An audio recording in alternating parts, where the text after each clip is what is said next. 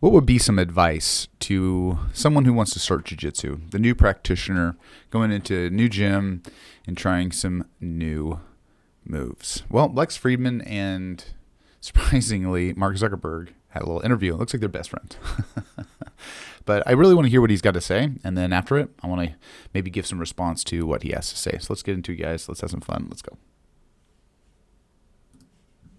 You have to people looking to start learning jiu-jitsu. Given how busy you are, given where you are in life, that you're able to do this. You're able to train. You're able to compete and get to learn something from this interesting art. I just think you have to be willing to just get beaten up a lot. Yeah. I mean, it's but I mean, over time, I think that there's a flow to all these things. Yes. I mean, there's one of I don't know, my experiences that I think kind of transcends, running a company and the different activities that I like doing are, I really believe that, like, if you're going to accomplish anything, a lot of it is just being willing to push through, right? And having the grit and determination to push through difficult situations. And I think that for a lot of people that ends up being sort of a difference maker between the people, who kind of get the most done and not. I mean, there's all these questions about, like, how many days people want to work and things like that. I think almost all the people who, like, start successful companies or things like that are working extremely hard. But I think one of the things that you learn, both by doing this over time or, very acutely with things like jiu-jitsu or surfing, is you can't push through everything. And I think that's you learn this stuff very acutely doing sports compared to running a company, because running a company, the cycle times are so long, right? It's like you start a project and then it's like months later, or if you're building hardware, it could be years later before you're actually getting feedback and able to make the next set of decisions for the next version of the thing that you're doing. Whereas one of the things that I just think is mentally so nice about these very high turnaround conditioning sports, things like that, is you get feedback very quickly, right? It's like, okay, like I don't counter something correctly, you get punched in the face, right? So not in jiu-jitsu, you don't get punched in jiu-jitsu, but in MMA. There are all these analogies between all these things that I think actually hold, that are like important life lessons, right? It's like, okay, you're surfing a wave. It's like, sometimes you can't go in the other direction on it, right? It's like there are limits to kind of what, it's like a foil. You can pump the foil and push pretty hard in a bunch of directions, but like, it's at some level, like, the momentum against you is strong enough, that's not going to work. And I do think that that's sort of a humbling, but also an important lesson for, I think, people who are running things or building things. It's like, a lot of the game is just being able to kind of push and work through complicated things, but you also need to kind of have enough of an understanding of, like, which things you just can't push through and where the finesse is more important. Yeah. What are your jiu-jitsu life lessons? Well, I think you did it. You made it sound so simple and we're so eloquent that it's easy to miss. But basically, being okay and accepting the wisdom and the joy in the getting your ass kicked, in the full range of what that means, I think that's a big gift of the being humbled. Somehow being humbled, especially physically, opens your mind to the full process of learning what it means to learn, which is being willing to suck at something. And I think jiu-jitsu just very repetitively, efficiently humbles you over and over and over and over, to where you can carry that lessons to places where you don't get humbled as much, whether it's research or running a company or building stuff. The cycle is longer. In jiu-jitsu, you can just get humbled in a period of an hour, over and over and over and over. Especially when you're a beginner, you'll have a little person, just somebody much smaller than you, just kick your ass repeatedly, definitively, where there's no argument. Oh, yeah. And then you literally tap, because if you don't tap, you're going to die. So this is an agreement. You could have killed me just now, but we're friends, so we're gonna agree that you're not going to. And that kind of humbling process, it just does something to your psyche, to your ego, that puts it in its proper context to realize that, everything in this life is like a journey from sucking through a hard process of improving rigorously day after day after day after day. Like any kind of success requires hard work. Jiu-jitsu, more than a lot of sports, I would say, because I've done a lot of them, it really teaches you that. And you made it sound so simple. Like I'm okay. It's okay. It's part of the process. You just get humble, get your ass kicked. I've just failed and been embarrassed so many times in my life that it's a core competence at this point. It's a core competence.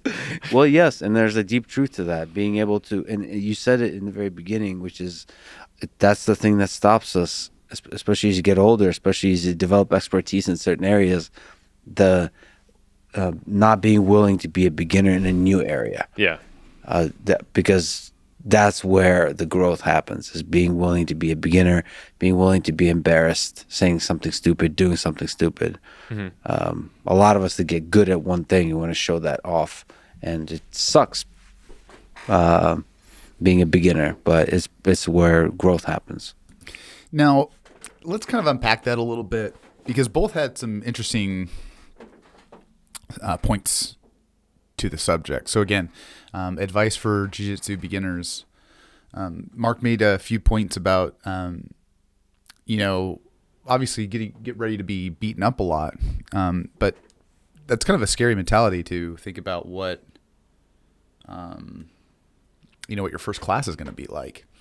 I would put it into just maybe a little bit of a different context.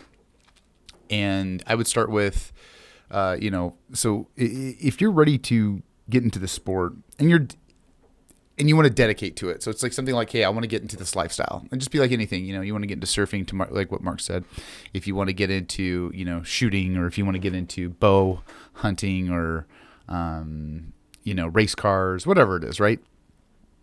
And you enjoy it. So you have to get to that first step, right? So I would say, so for anybody that's getting into jiu-jitsu, that knows they love it, right? And that they went to their first class, the first thing is work-life balance, because we've talked about this a lot, is that jiu-jitsu could be so addicting because it's so fun being able to go to the gym, roll around, learn some cool new moves that can really kill somebody. To what Lex said, right? Unless you tap. It's a very, very effective sport, very effective martial art. So you have to have a work-life balance. You have to really understand that it can become a problem, and that's what happened with me. Unfortunately, is I am a very highly driven individual that wants to achieve what I want to achieve, and I'm just very hyper-focused, sometimes a little selfish. So I really want to reiterate to you guys, have some balance, just like anything in life, have some moderation. Don't, I understand, like in the first few months, I'm going to every class, but I really recommend doing maybe 2 to 3 classes a week. That's going to really help out. If the kids and the wife, or the husband and the kids are like, hey, we're missing you, that's the sign that you need to take a little bit of step back and maybe reevaluate how long you're going. So yeah, work-life balance is going to be a thing that you really want to think about. So also pushing through the adversity of being able to be in uncomfortable positions for your first few months, because there's going to be different people of different stature, size, weight, skill levels. And this is a point where Lex was making, is that you really need to understand that these little guys are going to be able to submit you. And that's where, being able to be humble and leaving that ego out the door, because those two are very dangerous. Not being humble and having a big ego. And we get that as we live our day-to-day lives, and we don't practice, or we don't work out, or we don't do something, we really have a inflated ego. And I actually have done this subject before, is that when we stop training, right, our ego actually goes up, because we know what we've done. And that's why I don't really... So when I achieve... I love this quote. It goes, I told myself, once I achieve a goal, I'll be happy. And for me, like, I achieved my black belt, I'm happy, but I can't just stop, because then my ego is going to get inflated, because I know what I've done. And just like anybody who's won an award, that's great. I think awards last for about a year, right? And then after that, it's just, that's what I've done. And again, when you are getting into this sport, you got to leave the ego, and you've got to be humble, knowing that you're going to be submitted many, many times. And to be honest with you, I actually really appreciate being submitted, because it puts me in my place, you know. And then the last thing I want to say is that there's going to be a cycle of time where you will be plateauing, and you might not be getting something right, or something's not working. And that's where we need to adjust. Maybe, you know, are we working with the right partner? Are we getting the right instructions? Are you taking that feedback? Are you able to, because we all have bad habits, right? I had to unlearn some bad habits with takedowns and like single legs and things. So like even with double legs or arm bars and omoplatas, I had to switch some things around because I had some bad habits with my muscle memory from, you know, like what I was trained in before those martial arts. So, but yeah, just kind of be prepared when it comes to, you know, beginning the sport, because we can go down a really, really dark rabbit hole in that sport that can really have a negative effect. So, but one thing I really want to finish on is that Mark Zuckerberg said something about he's failed and been embarrassed so many times. It's really good to hear that. It really is. Because I'm having a bad day today, to be honest with you. I'm having a really bad day. Just not feeling good in life, super depressed. And if it wasn't for the sport, to be honest with you, it wouldn't be looking good for the home team. So hope you guys are having a great day. Don't mean to push some feelings on you, but it's really mostly about being humble and putting the ego to the side, having work-life balance, get ready to be beaten up. You're going to be hurting, but always do your rehab, do some strength training, just have that whole circle, moderation. You'll be good to go. All right, you guys, love you. Be safe out there. Enjoy your training, and we'll see you in the next video.